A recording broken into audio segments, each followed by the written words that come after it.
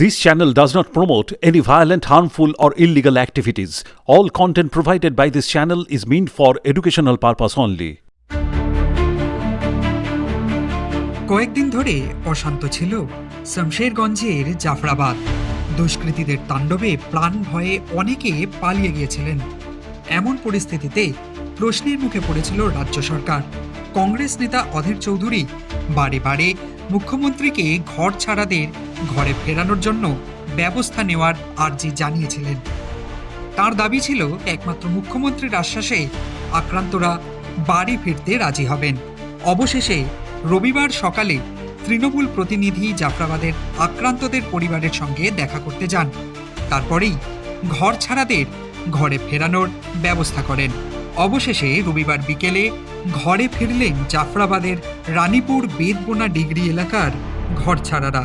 তাদের নিরাপদে ঘরে ফেরাতে বিকেল থেকে রাত পর্যন্ত খেয়াঘাটে থাকলেন জঙ্গিপুরের সাংসদ খলিলুর রহমান, শমশেরগঞ্জের বিধায়ক আনিলুল ইসলাম ও পুলিশ। বিকেল থেকে ঘরছাড়ারা একের পর এক নৌকা করে ভাগীরথী পেরিয়ে কাঞ্চনতলা ফেরিঘাটে আসতে শুরু করেন। ফেরিঘাটে তখন অপেক্ষা করছিলেন খলিলুর রহমান ও শমশেরগঞ্জের বিধায়ক আমিনুল ইসলাম সহ পুলিশ বাহিনী। তারাই রাত পর্যন্ত ২৭টি পরিবারকে বাড়ি ফেরাতে সাহায্য করেন।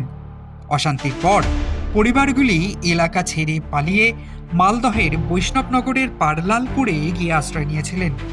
অবশেষে নিজেদের বাড়িতে ফিরে আসতে পারেন তারা। এক সপ্তাহ পরে বাড়ি ফিরতে পেরে অনিশ্চয়তা দূর হলো আক্রান্তদের। ওপার থেকে ২৯৩ জন ফিরল। যার বাড়ি ঠিক আছে তার নিজের বাড়িতে থাকবে। ওখানে খাওয়ার জন্য মাস কিচেন সেটা আছে অলরেডি। রিলিফ সিভিল সাইড থেকে দেওয়া হবে। আমাদের এন্ডের থেকে যার বাড়ি ড্যামেজ হচ্ছে তাকে ১০,০০০ টাকা করে দেওয়া হবে আপাতত ইন্টারিম রিলিফ হিসাবে। ওখানে সিকিউরিটি সিস্টেম পুরো ঠিক আছে। প্যারামিলিটারি ক্যাম্প আছে, পুলিশ পিকেট আছে, ফুড পেট্রোলিং আছে, মোবাইল পার্টি আছে। কোনো সমস্যা হবে না, আমরা আছি, দেখছি। শমশেরগঞ্জের বিধায়ক আমিনুল ইসলাম ও জঙ্গিপুরের সাংসদ খলিলুর রহমান মুর্শিদাবাদের সম্প্রীতি বজায় রাখার বার্তা দিয়েছেন।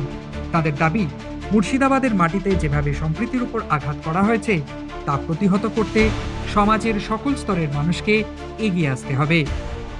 আমরা বলতে পারা যায় ৪টা থেকে আমরা ধুলিয়ান কাঞ্চনতলা ঘাটেই ছিলাম। যে সমস্ত আমাদের ধুলিয়ান পৌরসভা, যে সমস্ত আমাদের দাদা ভাই বোনেরা, দিদিরা আমাদের শমশেরগঞ্জের বাইরে অর্থাৎ পাশে যে পারলালপুর হাই স্কুলে তিনারা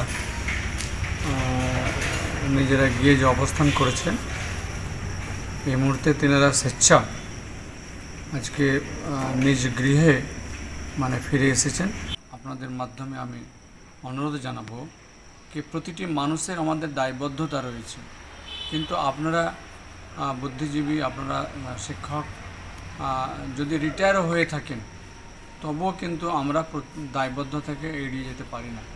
কাজে আমরা নিজ নিজ এলাকাগুলোকে যদি আমরা নিজেরা নজর রাখি যে আমরা এখানে কুসংস্কার ছড়াতে দেব না, গুজবে কান দেব না, গুজব কাউকে ছড়াতে দেব না।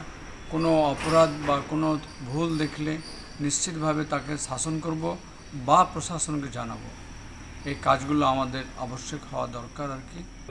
বেশিরভাগ মানুষই আতঙ্কিত হয়ে তারা গেছিল। কিছু মানুষের ক্ষয়ক্ষতি হয়েছিল। আজকে তারা স্বেচ্ছায় স্বতঃস্ফূর্তভাবে তারা কিন্তু ফিরে এসছে। আমরা কাঞ্চনতলা ঘাটে ছিলাম, তাদেরকে আমরা রিসিভ করলাম এবং নিজের নিজের বাড়িতে পাঠানো হলো। আমরা যেভাবে বছরের পর বছর, শতাব্দীর পর শতাব্দী আমরা এই ধুলিয়ান শহরের সম্প্রীতিকে গড়ে তুলেছি, কিছু দুষ্কৃতী সেই সম্প্রীতিতে কুঠারাঘাত করেছে। আমরা তাদের ধিক্কার জানাই, আমরা তাদেরকে নিন্দা জানাই। আপাতত ঘর ছাড়াদের নিরাপদে বাড়ি ফেরাতে পেরে স্বস্তি পেল প্রশাসনও। গ্রামে 24 ঘন্টা কেন্দ্রীয় বাহিনী ও পুলিশ নজরদারি চালাবে বলে জানিয়েছেন সাংসদ খলিলুর রহমান। মুর্শিদাবাদ থেকে মামিনুল ইসলামের রিপোর্ট, দ্য ওয়াল।